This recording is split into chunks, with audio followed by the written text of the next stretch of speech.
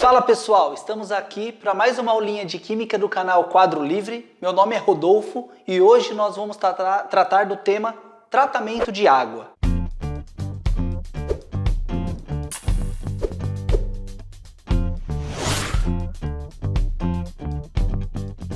Então, vamos falar sobre o tratamento de água. Esse tema, ele trata especificamente sobre separação de misturas, que é um tema que já foi tratado. Para isso eu vou deixar aqui no cardzinho o link para que você possa buscar as informações nessa outra aula e ficar um pouco mais alicerçado com relação às informações que a gente vai tratar aqui, tá? Então, vamos falar do tratamento, mas antes disso, não se esqueça, se inscreva no canal, deixe seu like, ative as notificações para receber nossos vídeos e compartilhe com os seus colegas para que eles possam ter acesso a um tema que é um tema extremamente importante e associado ao nosso cotidiano.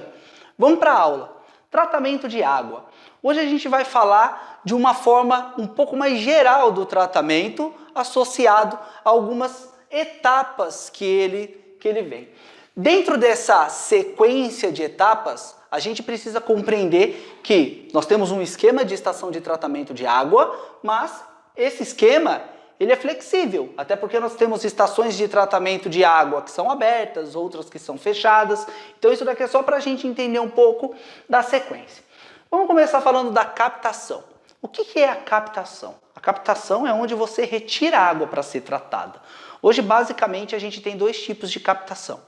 A água chamada água de superfície, que é a água de rio, e a água subterrânea, que é a água dos aquíferos, a água de poço, propriamente dita.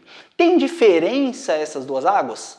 Muita. Características físico-químicas dessas águas, elas são completamente diferentes. Tá? A água de rio, que compreende a maioria da água tratada hoje no Brasil, tá? Ela tem uma característica mais ácida por conta do contato que a gente tem com o CO2 do ambiente. Então ela tem esse pH um pouco mais baixo. Já a água de poço, por conta do processo natural de filtragem da água no solo, ela já carrega um pH um pouco mais alto, um pouco básico. Tá? E o que isso influencia no nosso tratamento lá no processo de captação? Tá? Dentro desse processo de captação, quando a gente capta a água do rio, a tendência é que ela chegue na estação de tratamento com um pH próximo de 7. Por quê? Porque os produtos químicos utilizados no tratamento são mais eficientes nesse pH neutro. Então a tendência é que a gente controle isso. Como? Se minha água de rio ela é um pouco mais ácida, eu tenho uma tendência de adicionar bases nela. Nesse caso, pode ser ou hidróxido de sódio ou o óxido de cálcio, que é um óxido básico. E a gente fala assim, qual a diferença entre um e outro? Quando usar um e outro? No geral, quando a nossa água não tem um odor muito forte, tá? A gente usa o hidróxido de sódio por ser uma base forte e aí você tem um consumo de produto químico menor na hora do tratamento. O óxido de cálcio, normalmente é utilizado quando a água ela tem mau cheiro. Então ele ajuda a matar a matéria orgânica e precipitar isso. Então ele ajuda a eliminar esse odor da água. Tá?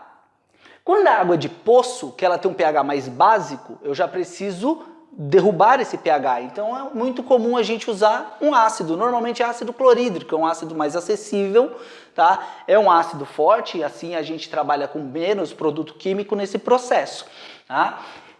Dentro desse contexto, já que a gente está falando dos produtos que a gente está associando ao tratamento, é importante a gente linkar isso a uma outra ideia da química, a um outro tema, que são as funções, muito características em diversos vestibulares, por exemplo, tá? Que são as funções inorgânicas. Por exemplo, esse cara é uma base, caracterizada aqui pelo nosso OH.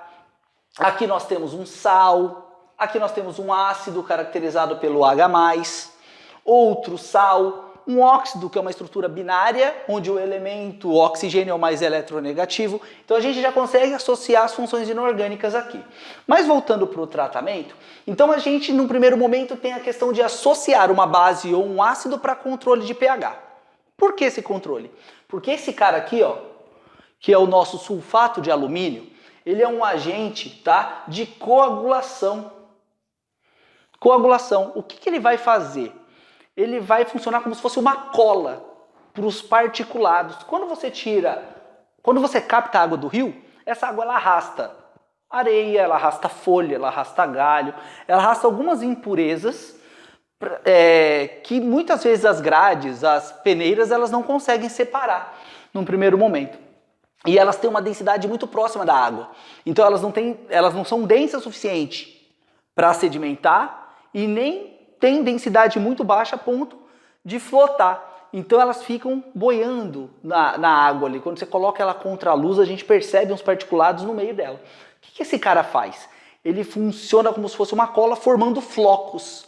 Então ele vai aumentando o floco para que esse cara ganhe peso e sedimente. E aí ele vai formando um colchão aqui de lama, sedimentando lá no primeiro processo. Então quando a água chega já com o sulfato de alumínio misturado, ela chega nesse primeiro processo que a gente chama de floculação, que é onde aconteceu a coagulação durante o processo e ela floculou, ela formou esses flocos e sedimentou. Nessa etapa de floculação, tá, nós temos normalmente um tanque com uma hélice grande que tem um giro muito lento, em torno de 6 RPM. Qual é a finalidade desse cara? Só ir misturando a água. Só que ela tem que ter velocidade suficiente para misturar, para que o sulfato de alumínio tenha contato com o máximo de impureza possível, mas ela não pode ser rápido o suficiente a ponto de quebrar os flocos. Senão, do jeito que ela constrói, ela quebra. Tá? Dentro desse processo, ela floculou, sedimentou a sujeira, minha água pura, de certa forma, ou com o mínimo de impureza, ela passa por transbordo para o meu tanque seguinte, que é um processo de separação física. Sedimentação no primeiro tanque, quando eu separei a impureza sólida da água, eu decantei. Então eu passo esse cara por um processo de decantação. Tá? Na decantação, aqui a gente tem uma área um pouco específica que é a nossa colmeia. Essa colmeia, na verdade, ela funciona como se fosse um favo de mel, como se fosse uma peneira, onde a água ela cai numa etapa anterior, no mesmo tanque, mas ela arrasta ainda um pouquinho de sujeira da floculação. Então essa colmeia ela vai fazer o quê? Ela vai impedir que essa sujeira ela passe para a etapa seguinte, ou ela vai tentar fazer esse trabalho com o máximo de eficiência possível. Quando ela continua passando por transbordo para a etapa seguinte, após a decantação, nós temos a filtração. A filtração ela é conhecida como polimento. Ela é um polimento da água. Ela é o acabamento da água, de certa forma. Então a água ela vai cair aqui. Normalmente esse tanque, a gente tem 3 faixas de materiais, que é normalmente cascalho, areia e carvão ativado. Existem estações de tratamento que a concepção da extração faz com que esse cara seja o contrário. Tá? Então, dentro da extração da sujeira, nós temos o cascalho na parte de baixo, o carvão ativado na parte de cima, mas isso é só uma questão do funcionamento da estação de tratamento. Então a gente tem aqui cascalho. O que o cascalho vai fazer? Qualquer tipo de impureza, de floco que tenha passado pela floculação, até mesmo pela decantação, ele vai chegar no cascalho, o cascalho vai tentar segurar isso. Se o cascalho não segurar, quem segura é a areia. Tá? Então da areia, essa separação física ela não deixa acontecer. E o carvão ativado? O carvão ativado ele serve para tirar matéria orgânica. E a gente pensa, como isso acontece? Voltando aqui na etapa, tudo que a gente falou até agora, tá, a princípio são separações físicas. A floculação, que é uma sedimentação, a decantação, a filtração, são processos de separação e é um processo de separação que é físico.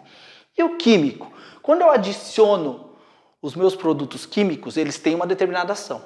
O cara que é talvez um dos principais é esse cara aqui, ó, que é o hipoclorito de sódio. Ele é um agente de desinfecção. A gente chama essa etapa do processo de cloração. Tá? Ela é a cloração, a adição de cloro. Eu posso adicionar cloro através do hipoclorito, que é mais fácil de manusear, é mais barato. A gente tem tratamento com cloro gasoso, com pastilhas de cloro. O importante é que a gente adicione cloro à água. Esse cara é um agente de desinfecção. E ele faz o quê? Ele mata a matéria orgânica. O termo correto é oxida a matéria orgânica. Normalmente a gente identifica isso como água, quanto mais amarelada ela tiver, mais contaminação orgânica ela vai ter. Então a tendência é que na adição de cloro essa água vá perdendo cor. Tá? Existe uma portaria que rege as propriedades da água com relação ao tratamento. Tá? Se não me engano, a portaria 2914 da Vigilância Sanitária, ela fala que uma das características é que a água tem que ser incolor, insípida e inodora. Então essa questão da coloração ela está associada à matéria orgânica. O hipoclorito de sódio, que na verdade o que interessa para a gente é o cloro, é o cara que vai fazer isso. Normalmente a gente adiciona ele, pode adicionar ele em qualquer etapa do processo, mas é muito comum adicionar ele no início. Por quê? Porque ele já vem tomando toda essa ação e ele já vem matando a matéria orgânica desde o começo. Só que nenhuma das etapas retira isso. A floculação só vai tirar particulado, que é a separação física, aqui a decantação é a mesma coisa, e quando eu chego na minha filtração, que é meu polimento, cascalho e areia não faz essa função, só quem faz é o carvão ativado. Então o carvão ativado ele está ali para fazer o quê? Para retirar a matéria orgânica que foi morta no processo.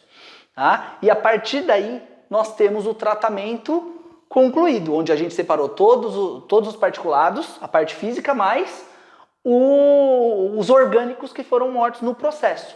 Quando ela chega aqui no final, ela já está com todas as características. Mas aqui é importante a gente entender algumas outras coisas. E o flúor? As pessoas se perguntam, e o flúor? Onde entra o flúor nesse processo? Primeiro, eu posso adicionar flúor em qualquer uma das etapas. Eu quis adicionar aqui. O flúor ele não faz parte do tratamento de água. Ele é uma recomendação da vigilância sanitária. A adição de flúor por conta de proteção do esmalte dos dentes, evitar cárie, etc. Porém, ele não faz parte do tratamento. Ele em si não purifica a água. Tá? Então esse é um primeiro detalhe que é importante. Um outro detalhe, o cloro. Quando eu adiciono o cloro, é impossível você adicionar o cloro na quantidade exata. Tá? Então é extremamente importante a gente entender que eu preciso ter excesso de cloro. E tem uma coisa nessa portaria que chama de cloro residual. Tá? Então a lei, tá? A regra de tratamento fala para a gente que a gente tem que ter um resíduo de cloro entre 0,5 e 2 ppm, um excesso de cloro. Para quê? Para que a gente garanta que não tenha matéria orgânica no processo. Uma vez que a gente tratou, essa água chegou no centro de distribuição, ela vai fazer o quê? Ela vai ser distribuída para o município. Tá? Uma vez que nesse trajeto, na tubulação, se tiver algum tipo de contaminação, uma tubulação furada, alguma coisa desse tipo, vai contaminar com a matéria orgânica. Então esse excesso de cloro ele vai garantir esse processo. Por isso que a gente tem que ter um excesso. Então aqui vai ter um excesso de cloro para garantir que ele chegue na população livre de contaminação orgânica. Por quê? A água bem tratada, ela provavelmente é o melhor bem que a gente possa ter em termos de saúde. Cura tudo. Se ela for maltratada, ela também traz muita doença. Tá? As populações ribeirinhas sofrem muito com isso pela falta de água tratada. Tá? Então, esse tema ele é um tema extremamente importante. Então, ele é compreendido através de algumas etapas. Então, captação, floculação, decantação, filtração e a distribuição, que são etapas físicas. Cloração, coagulação e fluoretação são etapas associadas a processos químicos. Tá? Espero que tenha sido claro. É isso aí. Até a próxima. Até mais.